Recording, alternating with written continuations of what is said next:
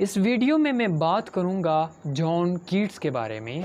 John Keats एक famous English poet हैं और ख़ास तौर पे ये इंग्लिश रोमांटिक पोइट भी हैं और इनका शुमार सेकंड जनरेशन रोमांटिक एज की सेकंड जनरेशन के पोइट्स में होता है और इनके कंटेम्प्रेरी पोइट्स में लॉर्ड बायरन और पर्सी शेले जैसे फेमस पोइट्स भी हैं। और इनकी बायोग्राफी की अगर बात करें तो अक्टूबर 31, 1795 में वो लंदन में पैदा होते हैं और उनके फादर एक इनकीपर थे जिनका नाम थॉमस कीट्स था और उनकी मदर का नाम फ्रांसिस था। George, Thomas and Francis Mary उनके सिबलिंग्स थे। उन्होंने अपनी early education King's College London से हासिल की। इब्तदाई तौर पे उनके पेरेंट्स की ये डिज़ायर थी कि वो अपने बच्चों को हारो या एटन जैसे फेमस इंस्टीट्यूट से तालीम हासिल करवाएं, लेकिन ये उनके लिए अफोर्ड करना पॉसिबल नहीं था। इसलिए जॉन कीट्स 1803 में क्लर्क स्कूल जो एनफील्ड में है वो ज्वाइन करते हैं। बदकिस्मती से 1804 में उनके फादर की डेथ हो जाती है और उनकी मदर इंस्टेंटली दोबारा से शादी करती हैं, लेकिन उनकी मैरिज ज़्यादा देर तक सरवाइव नहीं होती और वो अलहदा हो जाते हैं। इसके बाद वो अपनी ग्रैंड मदर के साथ एडमंटन में रहते हैं। उनकी मदर 1810 में उनकी डेथ हो जाती है। कीट्स चूँकि अपनी फैमिली के बैकग्राउंड की वजह से क्लासिक्स और हिस्ट्री से काफ़ी ज़्यादा इम्प्रेस हो चुके थे और दूसरी तरफ उनके एक हेडमास्टर के बेटे ने जिसका नाम था चार्ल्स काउडन क्लर्क, उन्होंने कीट्स की बहुत ज़्यादा हेल्प की कि वो रेनेसां लिटरेचर के बारे में जान सकें। इस तरह से उनका रेनेसां लिटरेचर के साथ, हिस्ट्री के साथ और क्लासिक्स के साथ और ओवरऑल अगर बात करें तो स्टडीज़ और लर्निंग के साथ उनका गहरा ताल्लुक़ बनता गया। अब अगर हम उनके अर्ली वर्क के बारे में बात करें तो 1814 में उन्होंने अपनी सबसे पहली पोएम लिखी जिसका नाम था एन इमिटेशन ऑफ स्पेंसर।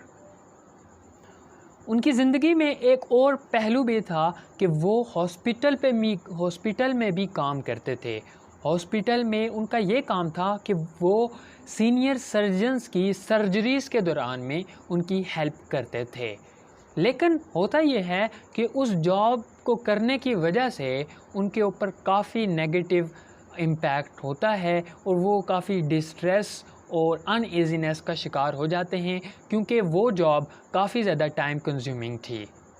और दूसरी वजह ये थी कि उनका जो मेन गोल था और एस्पिरेशन थी वो पोइट बनना थी। इसी तरह 1816 में उन्होंने एक ऑफिशियली तौर पे एक लाइसेंस हासिल किया। एपोथेकरी बोलते हैं जो बंदा जो मेडिसिन सेल करे या उसको जो मैन्युफैक्चर करे उसका लाइसेंस होना। तो इस तरह से वो एक प्रोफेशनल एपोथेकरी, फिजिशियन और सर्जन बन सकते थे, लेकिन वो पोइट्री को इन प्रोफेशन से ज़्यादा उन्होंने प्रेफर किया। इस तरह से उनकी पोइट्री का सफ़र चलता है और वो अपनी सबसे पहली पोम जो पब्लिश होती है द एग्जामिनर नामी एक मैगज़ीन में, जिस पोम का नाम था ओ सॉलिट्यूड। ये कहा जाता है कि इस दौरान में उन्होंने रॉयल कॉलेज ऑफ सर्जन का मेंबर बनने के लिए उन्होंने मेडिकल की तालीम को दोबारा से रिस्टार्ट कर दिया था। अब अगर हम बात करें उनके मेजर वर्क्स की तो उनके मेजर वर्क्स में 1814 में जो उन्होंने पोम लिखी उसका नाम था टू लॉर्ड बायरन, 1816 में टू स्लीप, 1817 में on seeing the Elgin marbles, 1818 में फैंसी, 1819 में उन्होंने 3 ओड्स लिखी जिसका नाम था ode on a Grecian urn, ode on melancholy, ode to a nightingale. 1820 के आगाज़ में जॉन कीट्स की तबीयत काफ़ी ख़राब हो जाती है।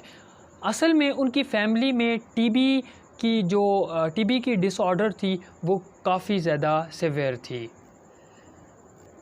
जॉन कीट्स को भी ये सिम्टम्स आना शुरू हो गए और ये दिन ब दिन सिम्टम्स काफ़ी सीवियर हो गए।